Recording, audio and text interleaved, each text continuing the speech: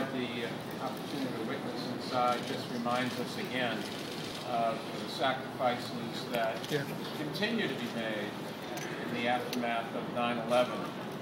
We honored 10 men today, 9 officers and a civilian, who worked afterwards on what started out as a rescue effort but ultimately turned into a recovery effort. Sadly, their health deteriorated and they've all died. Just nine officers and 1 civilian, 10 people to remind us that while the rest of us go about our lives, there are people who go into danger, there are people who volunteer to do the dangerous things so that we can live our lives.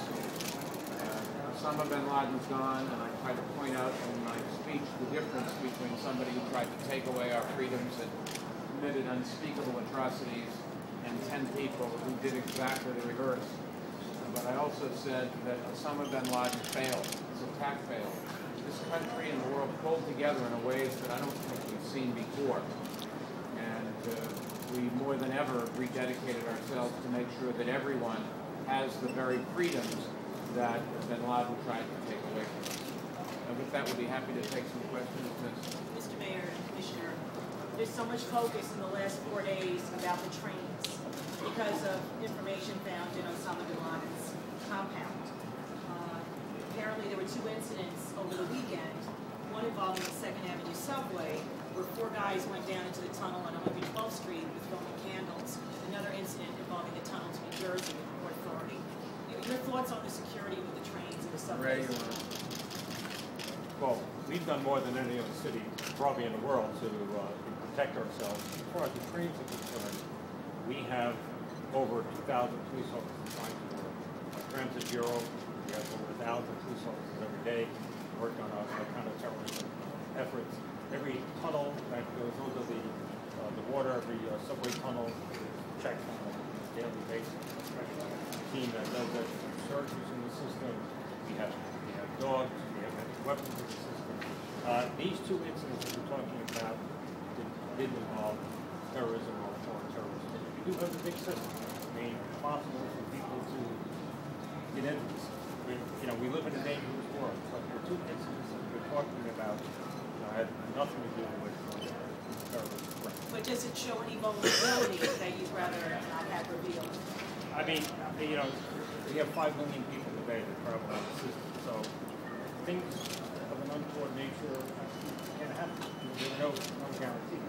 But we are doing more than any other city anywhere to protect ourselves. Let me add to that. I feel safe riding the subway, and I feel safe having my daughters ride the subway. I think that, in the end, is the right answer. You should feel safe if you see something that looks strange. Go up to somebody, a police officer, or somebody that is working for the MTA, and let the professionals handle it. Other questions? Yes, ma'am. There's a report about security at the World Trade Center site today. Is the city asking the Port Authority? We are not asking the Port Authority for any money. We agreed to pick up the tab and to do it. The story is totally fictitious. I don't know where it came from. There's just no truth to it. The city will be paying for that. There's no truth to it whatsoever. We are paying for the security. That's it. Mr. Commissioner, or Mr. Mayor, in light of those penetrations of the tunnel, are you doing anything different without going into operational details in terms of countermeasures to prevent that from happening? We try to do things a little bit differently every day. We try to change our game plan in some way, shape, or form every day. But we have devoted an awful lot of resources to the train system, to the subway system. We have increased coverage today, and we'll make that determination on a day-to-day basis whether or not we're going to keep that additional coverage. But on a normal day, we have a great deal of counterterrorism overlay in our transit system. Other questions? Yes, Ms.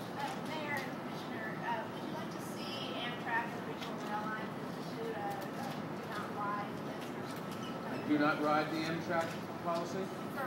For suspected terrorists, do not ride. Like with the airplanes, with the airlines. I think a practical point of view, it would be very difficult to enforce, and we don't think there's that much vulnerability. There is a lot of police protection and presence, a lot of which you do not see. I just don't think it's very practical. We certainly could not, with our subway system, for example, have a list of people who can't ride it. There's just thousands of entrances, and you just could not possibly enforce something like that. But we don't think there are serious threats at the moment. We're doing everything we can, and let us pray nothing happens. But the bottom line is, I feel safe, and you should feel safe going down there. And I might point out that if, God forbid, something did happen, our police department and fire department, all the first responders keep practicing again and again and again what they would do in the case of an emergency, how they would respond and save lives. And I feel very comfortable that we are as prepared as you could possibly be. We are spending our money wisely, we are devoting the resources wisely, and we do have enough, we think, to keep us safe. Any other questions? Yes, ma'am. Congressman Jerry Nadler and Anthony Weiner are proposing that the $50 million reward money for Osama bin Laden information should go to 9/11 first responders, their families. What do you think of that idea? It's federal money, so you'll have to talk to the federal officials. I can't tell them how they should spend their monies. Clearly, there are a lot of first responders that need help, but it's up to the federal government what they want to do. We've made our case for making sure there are resources to take care of those who put themselves in danger and now have health problems that have come from that. Anything else?